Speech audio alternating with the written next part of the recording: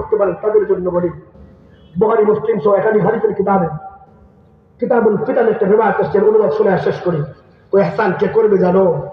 হাসরের ময়দান বড় ভয়াবহ ময়দান, বড় বিভৎস সেই ময়দান, বড় ভয়ঙ্কর সেই ময়দান। সেখানে কেউ কাউকে চিনবে না, কেউ কাউকে চিনবে না।